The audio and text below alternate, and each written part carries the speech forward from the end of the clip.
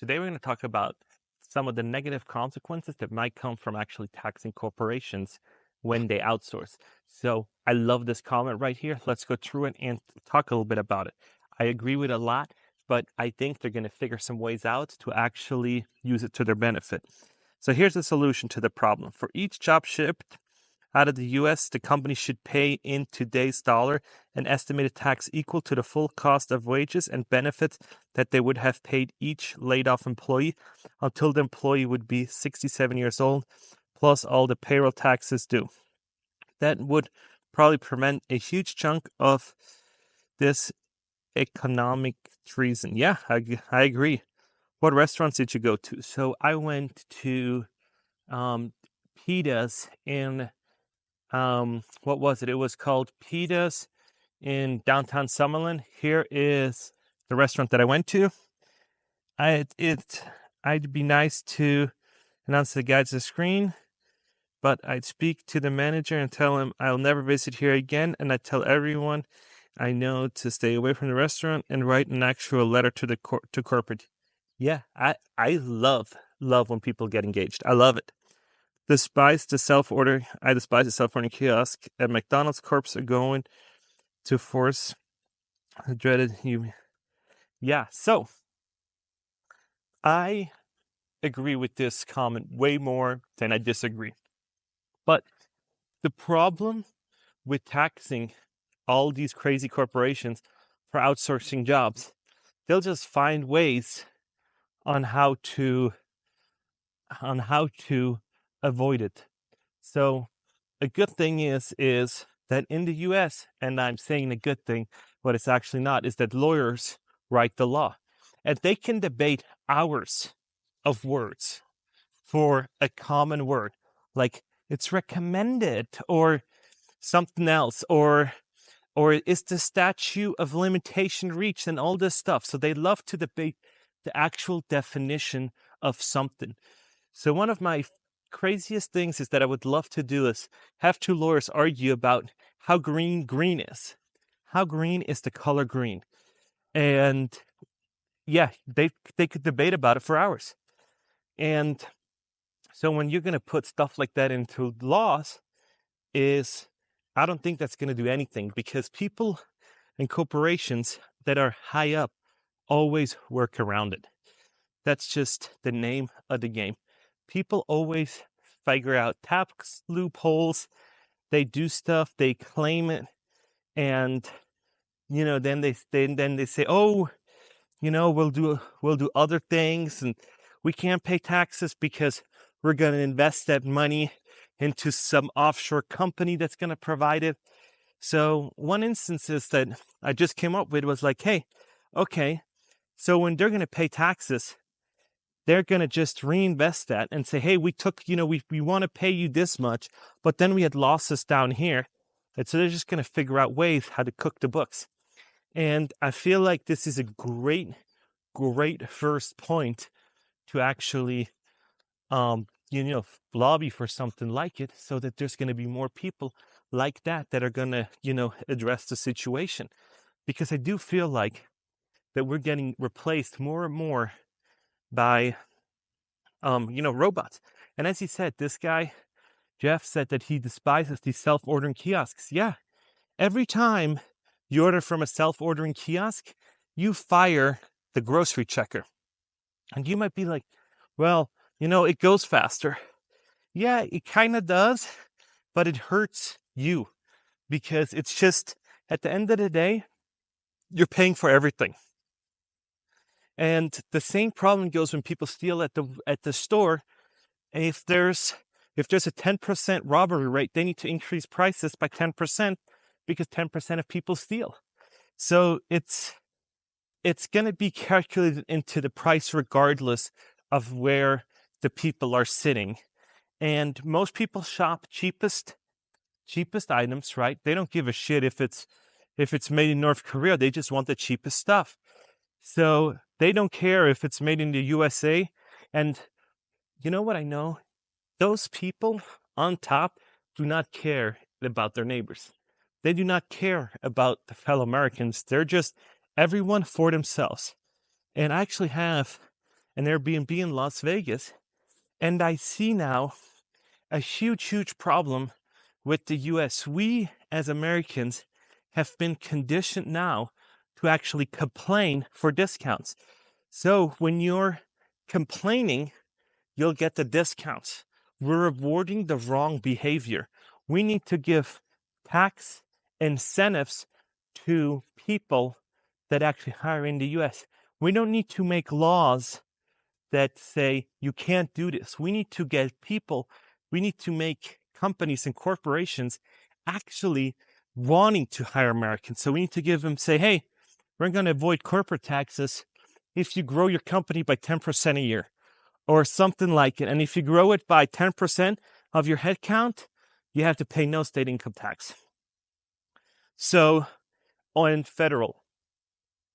So all of a sudden, if you start doing stuff like that, where you're like, hey, you'll have no incentives to, you have huge incentives to grow your headcount, and, you're innovating and you're doing stuff, and you're doing, and you're getting no corporate taxes. All of a sudden, you're starting to see all your neighbors rehired. But when you're starting to put if you're starting to put, taxations on it, I think that's going into the wrong way, because that is like giving the complainer an ear and actually giving money to these people. So in a small scale with my Airbnb rented for 4 days, never heard a single word of them. All of a sudden they checked out, they responded a day later after checkout, and some people I'd never hear from, right? So some people say, oh, I never want to talk to anybody. I want to check in, make sure it's all right, and then we're done. And I'm fine with that. If you don't want to message with the host, I'm just making sure, hey, is everything up to standard? Is there anything, did my house cleaners miss anything? Is there anything else wrong? And if you don't message me, I'll stop and I'll just say, hey, I wish you a good stay. Message me if something's wrong. So they checked out, and then a day later, they wrote me this huge complaint letter of, there's bloodstains on a sock that we found under the bed. And I was like, why would you ever look under the bed, And yeah, couldn't prove any pictures, but then they're like, I'm going to leave a bad Airbnb review. And I'm just like, no, let me talk to Airbnb, because you can't extort, people for refunds just because you want a cheaper nightly rate. So the same concept kind of goes for taxing these big corporations. They should be incentivized to get a bigger headcount. They should be incentivized with taxes. And hey, if you're a small and pop shop, at 10%, and if you grow that by 20%, some sort of ways where you can grow it at a decent rate, then all of a sudden we'll waive your capital gains, because you've hired Americans, right? You hired locally. And all of a sudden we would see huge change. I think this would revolutionize how we think in the United States, because corporate taxes are a big thing, and Amazon's not paying it, Microsoft's not paying it. Most companies aren't paying it because they're too big to fail, right? They're the ones, if shit goes really south, they have spent so much money on lobbying and, bribing senators and paying for their campaigns and all that kind of other stuff, that they'll get them a nice little package where they save them, because they're too big to fail. You heard that term, right? So now I'm thinking about it. It's like, what you're thinking about of writing it is a very, very great idea. That's why I provide you the address. And this is what I love about my YouTube community, is getting people to think and, to inspire others to actually take action, because there is no bigger threat to anybody than voting with your wallet. That is, if you don't like it, you don't go there and you don't spend your money. If you do not like what Walmart stands for, then don't go there, and go to Target or go to another place. If you don't like Safeway or Albertsons or Publix, you leave. You go to another place. You go to another company and buy their products. And once you take yourself out of that equation and are stop paying money to that company, then they gotta figure out, why are sales dropping? Why are we not, cash positive, and why isn't revenues up? Because they made some bad decisions. And when you see the Bud Light disaster, you saw that a, a small little incident like that can cause huge effects into your company, right? And almost ruined the company. So you have, if you believe it or not, a huge power of voting on where you spend your money. And you don't need to go to mom and pop, you don't need to go to these mom and pop shops. You can go to medium-sized grocery stores, right? Or smaller ones and buy your groceries there, or buy from the local farmers market.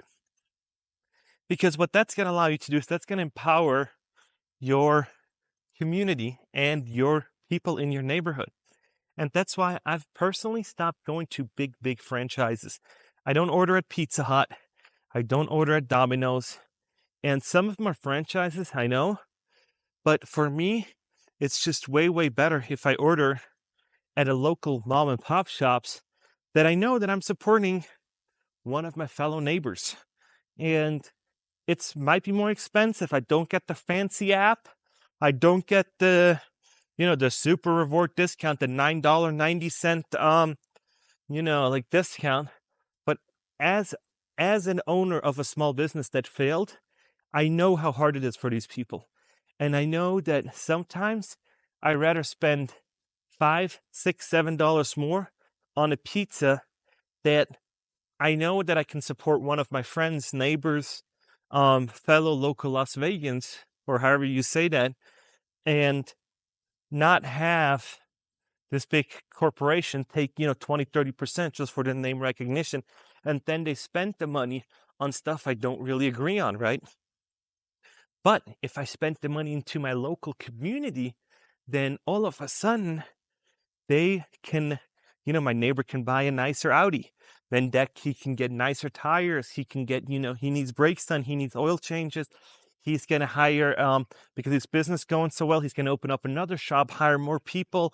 He doesn't have time to take care of the lawn anymore. So he's going to hire a lawn maintenance guy. And then, the lawn maintenance guy says, oh, I got, more business coming my way. So I need to hire more people because I have more, small business owners that are going to, get me more clients and do me more stuff. And I can just do sales and hire more people. And that's how you get an economy into a climbing position like this, where everybody's doing great that wants to do great. And I feel like right now in this economy, nobody's doing great.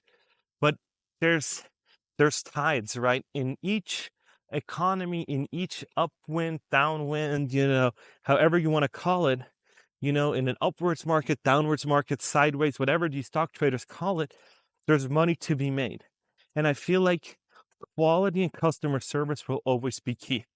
And if you replace it with like a little box, local residents or whatnot, and it kind of hurts me to see some of it go, because I feel like I'd rather pay $1 or $2 more to have somebody in my community have a job and provide for their family. Because I truly believe if you're an cashier, if you're, a pizza person, that is an honest way of living. And for way too long, we're like, oh, you got to go to college. You got to be, you got to be an engineer or a lawyer or something else. No, we need everything. We need pizza people. We need dry cleaners. We need everything. We need street sweepers, and all these jobs hold the economy together. So there is no job more valuable than another one. Other people say, "Oh, you gotta do something. That's great. You gotta, dream big and achieve something." But for some people, they have such an enriched life in other ways that they just want to have a small job and be purely happy, and they have hobbies. They go surfing every day. I've seen it when I lived in Santa Cruz. So my neighbor in Santa Cruz just wanted to surf. That was his life. He said, I don't care about nothing else. I just want to go surfing. So he worked a grocery store. And you know what? I admire that. I think that is really great for most people. If you really want to do that, go for it, because the world needs more happy people, right? And if you're happy, I'm happy. And if you're happy, you're going to inspire other people to be happy and pursue their passion.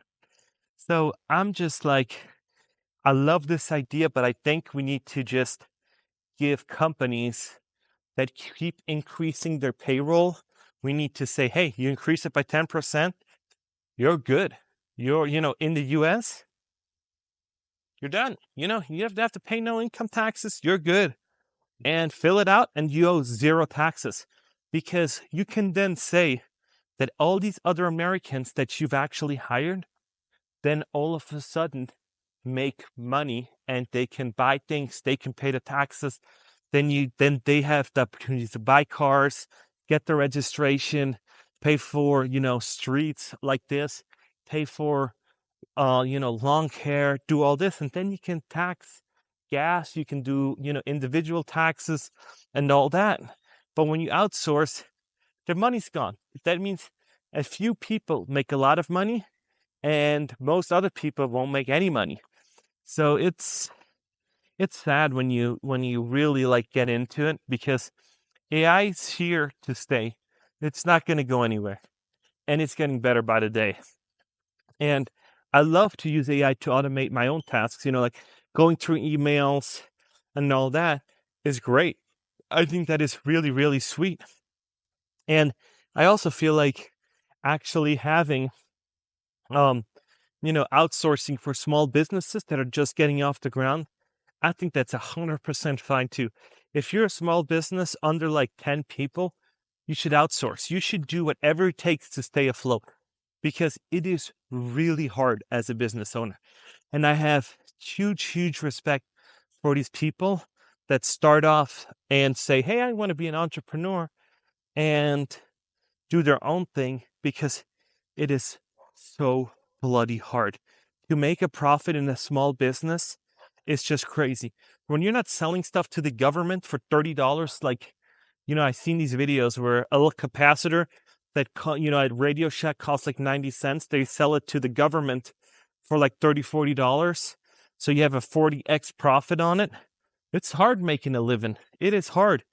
And even if you're, pouring concrete to do these streets, it's hard doing a living. You're doing back breaking stuff. You're literally out here when it's 110 pouring concrete or laying asphalt. This is crazy. You're working your ass off. And yeah, AI's here to come. I really, really appreciate that comment. I love making topics, videos about topics like this. So leave me a good comment. I'll make some videos about it. I really, really appreciate you guys. You guys are amazing. If you haven't, like and subscribe. I love talking to you guys on my nightly walks or my morning walks. Get out a little bit, talk to you guys. I really, really appreciate it. And let me know what you guys think about this one. I am curiously interested, and I'll see you in the next one.